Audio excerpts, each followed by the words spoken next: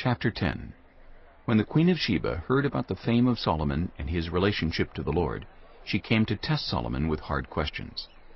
Arriving at Jerusalem with a very great caravan, with camels carrying spices, large quantities of gold and precious stones, she came to Solomon and talked with him about all that she had on her mind. Solomon answered all her questions.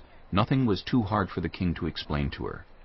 When the Queen of Sheba saw all the wisdom of Solomon and the palace he had built, the food on his table, the seating of his officials, the attending servants in their robes, his cupbearers, and the burnt offerings he made at the temple of the Lord, she was overwhelmed. She said to the king, "The report I heard in my own country about your achievements and your wisdom is true. But I did not believe these things until I came and saw with my own eyes. Indeed, not even half was told me. In wisdom and wealth you have far exceeded the report I heard. How happy your people must be!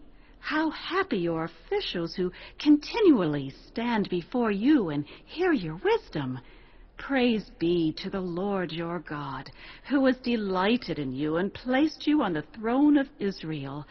Because of the Lord's eternal love for Israel, he has made you king to maintain justice and righteousness." And she gave the king 120 talents of gold, large quantities of spices and precious stones.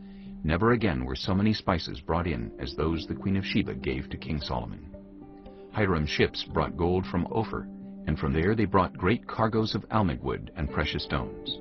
The king used the almug wood to make supports for the temple of the Lord and for the royal palace, and to make harps and lyres for the musicians. So much almug wood has never been imported or seen since that day. King Solomon gave the Queen of Sheba all she desired and asked for, besides what he had given her out of his royal bounty. Then she left and returned with her retinue to her own country. The weight of the gold that Solomon received yearly was 666 talents, not including the revenues from merchants and traders, and from all the Arabian kings and the governors of the territories. King Solomon made 200 large shields of hammered gold.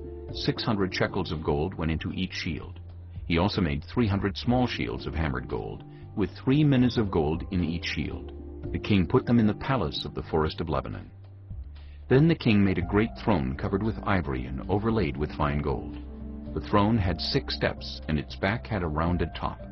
On both sides of the seat were armrests, with a lion standing beside each of them. 12 lions stood on the 6 steps, one at either end of each step. Nothing like it had ever been made for any other kingdom. All King Solomon's goblets were gold, and all the household articles in the palace of the forest of Lebanon were pure gold.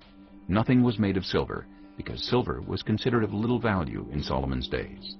The king had a fleet of trading ships at sea along with the ships of Hiram. Once every 3 years it returned, carrying gold, silver, and ivory, and apes and baboons. King Solomon was greater in riches and wisdom than all the other kings of the earth. The whole world sought audience with Solomon to hear the wisdom God had put in his heart. Year after year, everyone who came brought a gift, articles of silver and gold, robes, weapons and spices, and horses and mules. Solomon accumulated chariots and horses. He had 1,400 chariots and 12,000 horses, which he kept in the chariot cities, and also with him in Jerusalem. The king made silver as common in Jerusalem as stones, and cedar as plentiful as sycamore fig trees in the foothills. Solomon's horses were imported from Egypt and from Cuwe. The royal merchants purchased them from Cuwe at the current price. They imported a chariot from Egypt for 600 shekels of silver, and a horse for 150. They also exported them to all the kings of the Hittites and of the Arameans.